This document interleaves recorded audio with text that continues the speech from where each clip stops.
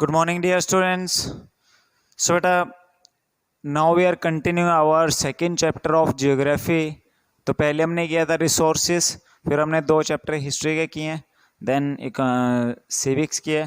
तो अभी हम करेंगे अगेन जियोग्राफी पे आते हैं. Second chapter land, soil, water, natural vegetation and wild life resources.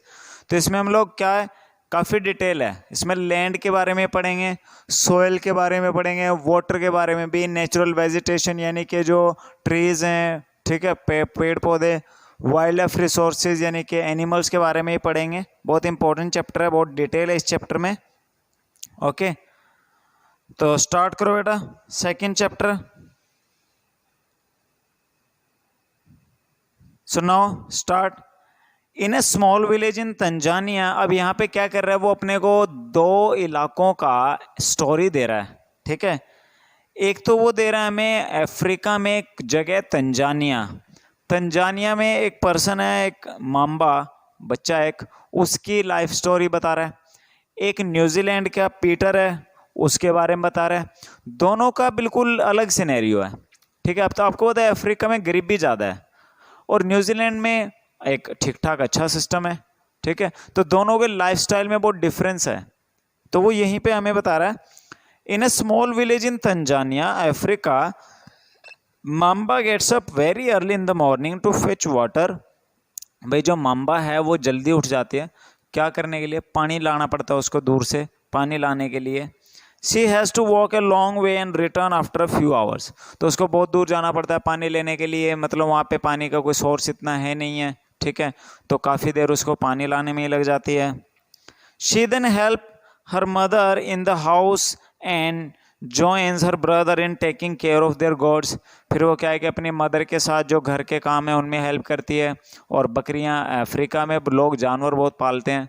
ठीक है, फिर वो अपने भाई के साथ बकरियां जो वो पालते हैं उनके कामों में लग जाती है. All her family owns a piece of rocky land around their small hut. उनके पास बस जहाँ पे उनकी झोपड़ी है वहीं पे पास में एक ऐसी पहाड़ी सा इलाका है, तो थोड़ी सी पहाड़ी सी ज़मीन है उनके पास.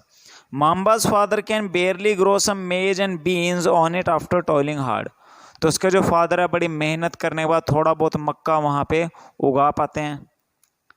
This is not enough to feed their family for the whole year. Even इतना भी पैदा नहीं होता कि वो अपनी सारी फैमिली को उससे खिला सकें. ठीक है, अब दूसरी तरफ आता है पीटर.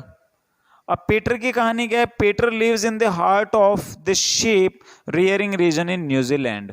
अब पीटर कहाँ रहता है? वो न्यूजीलैंड में ऐसी जगह पे रहता है जहाँ पे शीप्स बहुत हैं, भेड़ें बहुत हैं और उनके फेवरेबल क्लाइमेट है. ठीक है, वहाँ का एनवायरनमेंट भी उनके लिए पॉजिटिव है. Where is family runs a wool processing factory.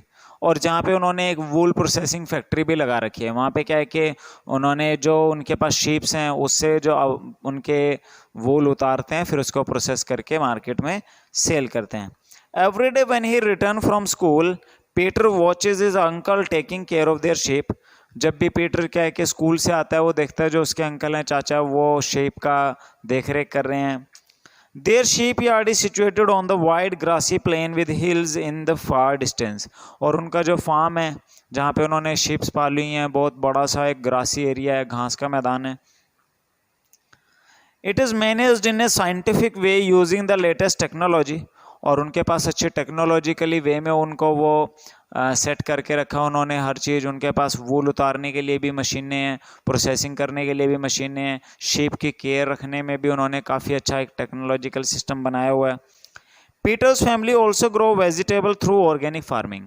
और जो पीटर की फैमिली है वो भी क्या है कि ऑर्गेनिक फार्मिंग करते हैं अच्छी, और उससे क्या करते हैं, सब्जियां उगाते हैं. अब तुम देखो माम्बा एंड पीटर किसके बारे में. एक तो है माम्बा, दूसरी साइड कौन है? पीटर. ये कहाँ पे रहती है? अफ्रीका में. ये कहाँ रहते हैं? न्यूजीलैंड में.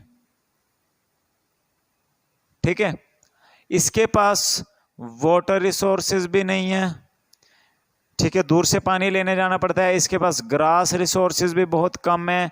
इसके पास लैंड की क्वालिटी भी अच्छी नहीं है. इसके पास ग्रासी एरिया है यानी कि घास बहुत अच्छा है. वहाँ का जो लैंड है वो भी अच्छा है, वाटर फैसिलिटी अच्छी है. इसके पास काफ़ी अच्छा सिस्टम है इसके पास से नहीं है। So Mamba and Peter stay in two different part of the world and lead very different life.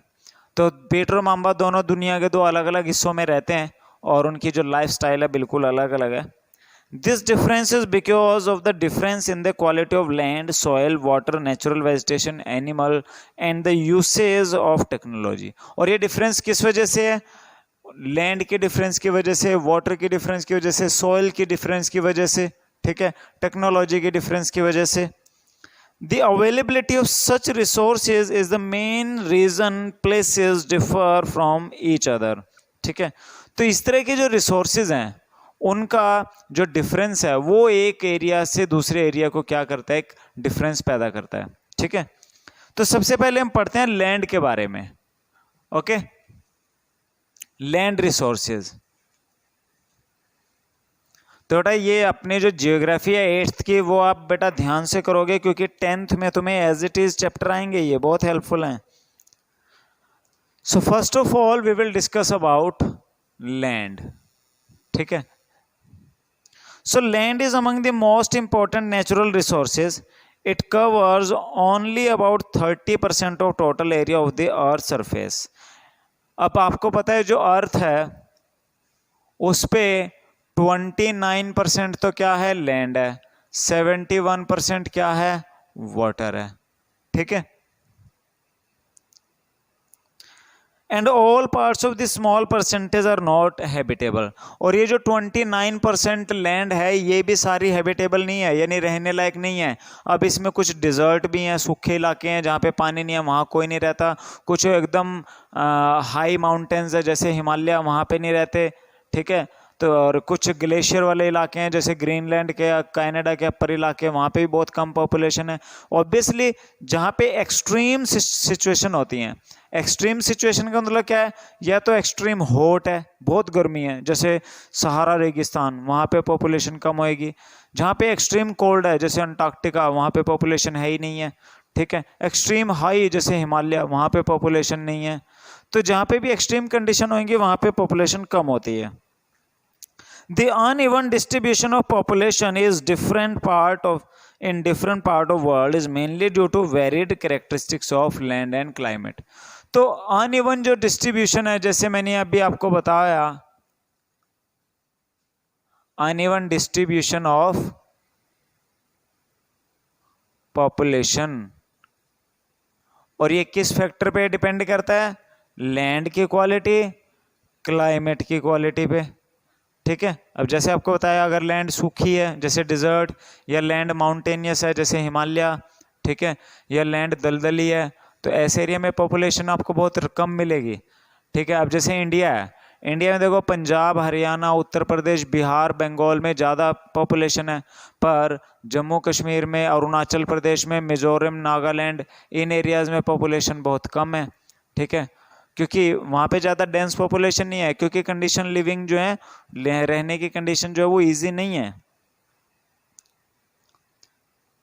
So the rugged topography, steep slopes. Rugged topography होता है जो मतलब माउंटेनियस एरिया होता है, जहाँ पे मतलब अनइवन एरिया हो गया, जहाँ पे कहीं ऊंचा है कहीं नीचा है, कहीं ऊंचा है कहीं नीचा है। स्टीप स्लोप्स, तिखी ढलाने हैं जहाँ पे। और mountain, low lying area susceptible to water logging, या जो एरिया ऐसे हैं जो थोड़े डाउन है, नीचे हैं, जहाँ पे पानी के या दलदली इलाके हैं जहाँ पे।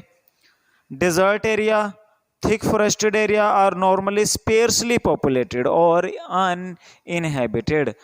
ठीक है, या डिजर्ट एरिया या थिक फॉरेस्ट एरिया, तो ऐसे एरिया में या तो कम पॉपुलेशन रहती है या फिर रहती ही नहीं है। ठीक है,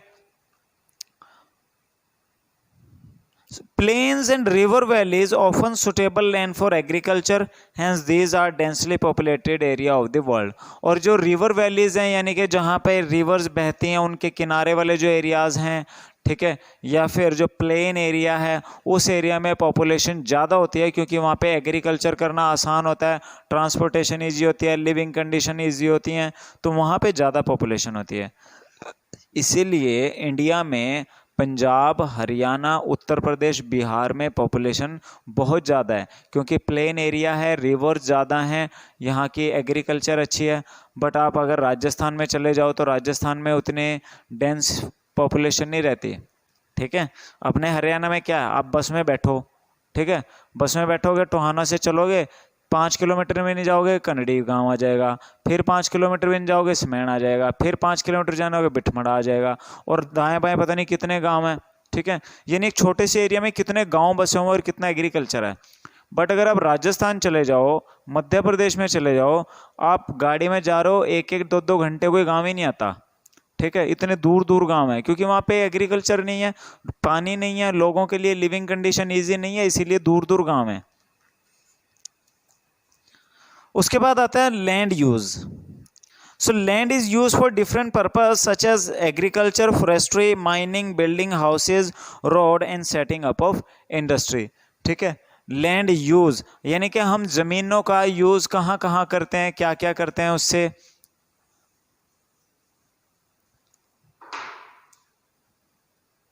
तो लैंड यूज एक तो किस लिए होता है, इनहैबिटेशन के लिए, यानी कि रहने के लिए। एक यूज क्या होता है, एग्रीकल्चर के लिए। एक यूज क्या होता है, सेटिंग अप इंडस्ट्री।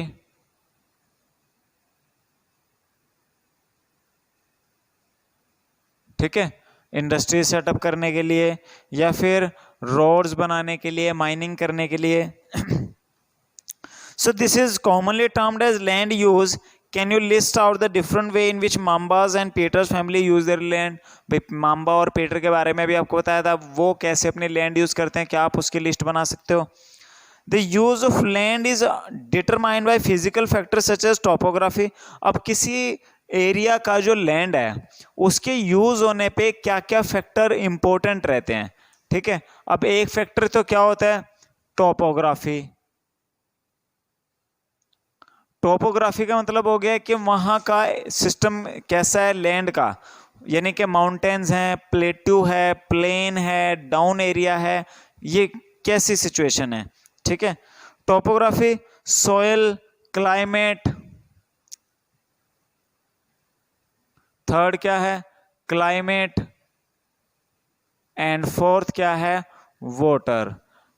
ये चार कंडीशन लाई करती हैं किसी एरिया के यूज के लिए। अब मान लो हिमालय की तरफ बिल्कुल पीक माउंटेन्स है, सारा साल बर्फ पड़ी रहती है, तो वहाँ पे पॉपुलेशन नहीं होएगी ना, वहाँ एग्रीकल्चर हो पाएगा, ठीक है।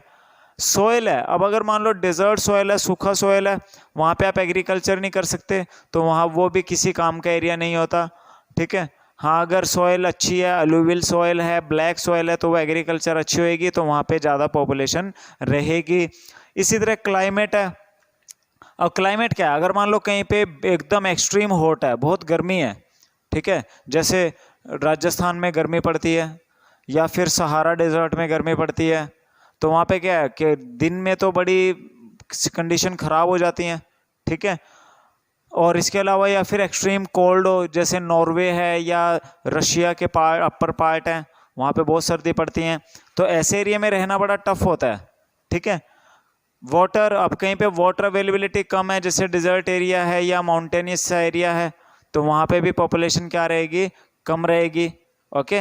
तो यानी कि किसी एरिया के लैंड यूज के लिए एग्रीकल्चर करनी है, तब भी सोयल की क्वालिटी देखनी पड़ेगी, क्लाइमेट देखना पड़ेगा, वाटर अवेलेबिलिटी देखनी पड़ेगी, तो ये एग्रीकल्चर भी होएगी। तो चाहे एग्रीकल्चर करना हो या फिर इंडस्ट्री सेटअप करना हो, तो इनको यूज करने के लिए क्या क्या फैक्टर होते हैं, ये फैक्टर इंपॉर्टेंट है। इनमें जो कंडीशन फेवरेबल होएगी उस हिसाब से यूज होएगा।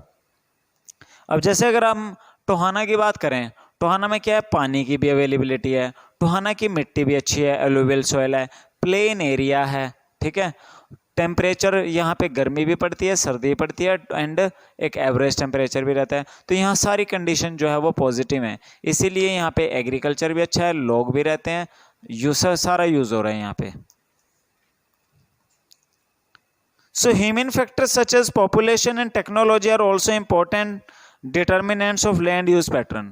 और लैंड यूज पैटर्न में फिर एक ह्यूमन और टेक्नोलॉजी का भी रोल है, ठीक है। अगर आपके पास टेक्नोलॉजी है यूज करने की, मान लो एरिया है वहाँ पे रिवर तो नहीं है, बट अर्थ में अंदर पानी है, अंदर पानी करने के लिए आपको बोर करना पड़ेगा। अब अगर टेक्नोलॉजी है तो ठीक है, वहाँ पे फिर सर्वाइव हो जाएगा, अदरवाइज तो वहाँ वो एरिया छोड़ने पड़ेंगे फिर आपको। ठीक है। Land can also be classified on the basis of ownership. अब लैंड को क्या है कि हम ओनरशिप के बेस पे भी डिवाइड कर सकते हैं। ठीक है। जैसे अब एक तो क्या होते हैं private land on the basis of ownership.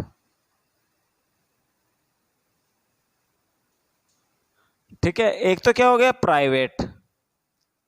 अब प्राइवेट आपको पता है कौन सी होती है, जैसे मान लो मेरा घर है, आपका घर है, वो क्या हमारा प्राइवेट है। ठीक है। So land can also be classified on the basis of ownership, private land and community land. तो एक तो प्राइवेट लैंड हो गया, ठीक है, जो आपका है, मेरा है, आपके खेत है, मेरे खेत है।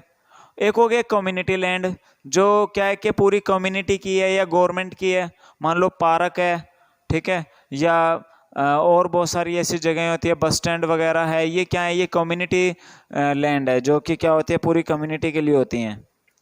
ठीक है। So private land is owned by individuals, whereas community land is owned by community for common use, like collection of fodder, fruit, nut और मेडिसिनल हर्ब्स। ठीक है। तो कुछ या मान लो जंगल हैं, अब जंगल किसी एक बंदे के नहीं होते, वो क्या होते हैं कम्युनिटी रिसोर्स होते हैं। तो वहाँ पे चाहे मैं जाके यूज़ कर लूँ, हाँ आजकल तो क्या है कि गवर्नमेंट कंट्रोल है, गवर्नमेंट उनको कंट्रोल करती है। मान लो गवर्नमेंट का कंट्रोल ना होता फिर तो कोई भी जाए वहाँ से जो यूज़ करने वाली चीज़ें वो कर ले। ठीक है। So the community land are also called common property resources. तो इनको क्या कहते हैं, कॉमन प्रॉपर्टी रिसोर्स भी कहते हैं, जिसमें किसी एक पर्सन का राइट नहीं होता है, ये सबके होते हैं। ठीक है। फिर आता है people and their demands are ever growing but the availability of land is limited. तो क्या है कि जो लोगों की डिमांड है वो तो बढ़ती जा रही है, पर अपने पास लैंड तो लिमिटेड है, लैंड तो हम नहीं बढ़ा सकते। The quality of land also differ from place to place. ऊपर से अलग अलग एरिया की लैंड क्वालिटी अलग अलग है। People started encroaching the common land to build up commercial areas, housing complexes in urban areas and to expand the agricultural land in the rural areas। तो लोग क्या कर रहे हैं, जो कॉमन लैंड है उसको क्या कर रहे हैं, कब्जे ले रहे हैं अपने, कोई उस पर हाउसिंग कॉम्प्लेक्स बना रहा है, कोई वहाँ पे कॉमर्शियल सिस्टम डेवलप कर रहा है, कोई एग्रीकल्चर कर रहा है। ठीक है। चाहे वो गवर्नमेंट उसको अपने ठेके पे दे, कुछ भी करे, बट जो कॉमन लैंड्स हैं या जंगल कट रहे हैं, ठीक है, वहीं पे क्या हो रहा है, नया लैंड डेवलप ऐसे ही हो रहा है, जंगल काट के, या फिर जो कॉमन लैंड है वो लोगों को दी जा रही हैं। So today the vast changes in land use pattern also reflect the cultural changes in our society। Land use pattern हमारे जो कल्चर है उसको पे भी एक इफेक्ट डालता है। Land degradation, landslide, soil erosion, desertification are the major threat to the environment because of expansion of agriculture and construction activity. तो क्या हुआ है, लास्ट के कुछ डिकेड्स में एग्रीकल्चर और कंस्ट्रक्शन एक्टिविटीज़ की वजह से क्या हुआ है, हमने बहुत बड़ी अमाउंट में जंगल काट दिए। ठीक है। उसकी वजह से क्या हो गया, लैंड की क्वालिटी जो है गिर रही है, इसको हम क्या बोलते हैं, लैंड डिग्रेडेशन। ठीक है। तो लैंड डिग्रेडेशन की वजह से क्या होता है, डिजर्टिफिकेशन होता है। डिजर्टिफिकेशन यानी कोई जो जमीन है वो बंजर हो जाती है। मान लो एक एरिया में बहुत सारे पेड़ पौधे थे, मैंने सब काट दिए, प्लेन कर दिया, मिट्टी दिख रही है वहाँ पे। ठीक है। तो अब क्या हो गया, यानी कि वहाँ की ग्रीनरी खत्म हो गई। दूसरा वहाँ पे क्या है कि सॉइल इरोजन होगा अब। ठीक है। हवा आएगी, पानी आएगी, तो जो उसकी अपर लेयर है वो कट जाएगी पानी या हवा में। ठीक है। लैंडस्लाइड्स, अगर माउंटेन एरिया है वहाँ पे आपने पेड़ पौधे काट दिए तो लैंडस्लाइड होने का चांस रहेगा। तो ये कुछ एनवायरमेंटल क्या है, एनवायरमेंटल प्रॉब्लम्स हैं जो कि क्या है कि क्रिएट हो जाती हैं अगर आप लैंड यूज़ अच्छे से नहीं करेंगे या इनडिस्क्रिमिनेटली यूज़ करोगे। क्लियर।